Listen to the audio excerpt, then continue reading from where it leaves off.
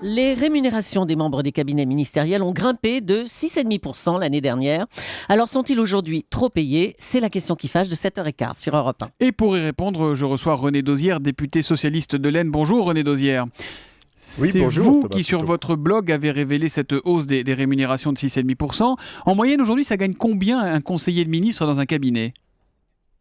8 201 € brut. Voilà, c'est pour ce qui concerne sa rémunération stricte, et puis il peut bénéficier d'indemnités de suggestion spéciale, des primes en quelque sorte de cabinet, dont la moyenne est de 2 235 €, c'est-à-dire que ça fait une rémunération qui peut aller à 10 436 € par mois. 10 436 € par mois, c'est plus qu'un ministre ou pas ?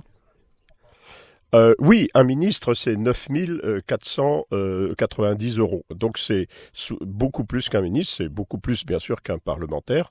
C'est une rémunération que j'ai pu calculer sur un échantillon de 333 membres de cabinet, c'est-à-dire à peu près 75% des membres des cabinets. Donc, c'est un chiffre qui est quand même tout à fait fiable. Alors, ils sont et payés qui est en augmentation. Oui. En augmentation très forte. Hein. Cela dit, ils sont payés plus cher, mais il y a moins de conseillers qu'il y a 2 ans. Il y a quand même eu des efforts d'économie dans les ministères ou c'est du blabla tout ça ? Alors non, globalement, c'est vrai, il y a moins de conseillers, mais parce qu'il y a moins de ministres. Ah d'accord. Parce que quand j'ai regardé, j'ai regardé ministère par ministère, la composition d'un ministère, elle n'a pas diminué. Elle a même très légèrement augmenté. Il y a 13 conseillers par ministre, et puis il y a une cinquantaine de personnes dites support, c'est-à-dire les huissiers, les hôteliers, enfin les personnels de sécurité.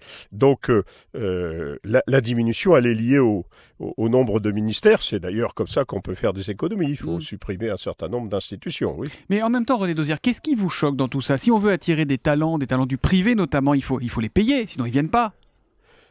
Oui, alors ce qui est choquant, c'est que on a d'abord des écarts considérables, puisque les rémunérations vont entre 6 300, si vous voulez, au secrétariat d'État aux anciens combattants, qui est le plus modeste, jusqu'à 10 200 pour l'enseignement supérieur.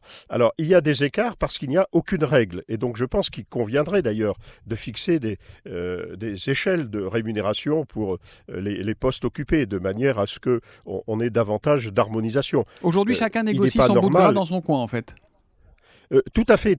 Chaque ministre le fait. Alors, il n'y a qu'au niveau du Premier ministre où on peut contrôler les choses. Et là, on s'aperçoit qu'au niveau du Premier ministre, Manuel Valls est en quelque sorte exemplaire puisqu'il y a eu une légère diminution de la rémunération moyenne des gens qui sont à Matignon. Mais ils sont un peu mieux payés que dans les ministères, c'est vrai. Mais enfin, à Matignon, il y a eu un effort. Mais dans chaque cabinet, eh bien, là, chacun fait comme il le veut, comme il peut aussi, puisque ça dépend de la qualité, si vous voulez, des personnes. On ne paye pas de la même manière, si vous voulez, un attaché parlementaire ou un recteur ou un préfet en fin de carrière. Bon, après, on est quand même dans le symbole. On est d'accord que c'est pas en rognant sur leur salaire qu'on va faire de vraies économies, René Dosière. Alors écoutez, j'ai calculé que si aucun membre de cabinet n'était payé plus cher que son ministre, on aurait quand même une économie de 3,8 millions, 3 800 000 €, c'est-à-dire 11% des rémunérations qui leur sont versées. C'est pas négligeable quand même. Mais est-ce que le gouvernement joue vraiment la transparence, puisque c'est le mot à la mode ? Est-ce que vous avez pu enquêter facilement ? Est-ce qu'ils ont joué le jeu, répondu à vos questions ? Tout à fait. C'est-à-dire que les documents que publient les services du Premier ministre, d'année en année, sont de plus en plus complets. Aujourd'hui, si vous voulez, on a des renseignements sur 75% des collaborateurs de cabinet. Il y a quelques années, on ne pouvait avoir de rémunération que sur 40%. Et donc, d'année en année, les choses se précisent et s'améliorent. C'est la raison pour laquelle j'ai pu procéder à tous ces calculs. René Dosière, vous savez ce qu'on peut vous reprocher ? On peut dire que vous allez abîmer l'image des politiques qui n'en ont pas besoin en ce moment, que tout ça c'est un peu démagogique, c'est un peu facile, non ?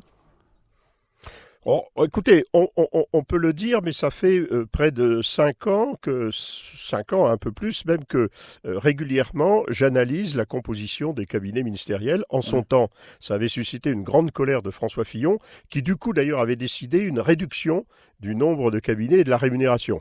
Et puis Jean-Marc Ayrault a poursuivi le mouvement, et là on voit bien qu'il y a sans doute un peu de relâchement, pas tant à l'hôtel Matignon, encore une fois, que dans les ministères. Donc c'est pire sous Jean-Marc Ayrault et sous Manuel Valls que sous François Fillon et sous Nicolas Sarkozy.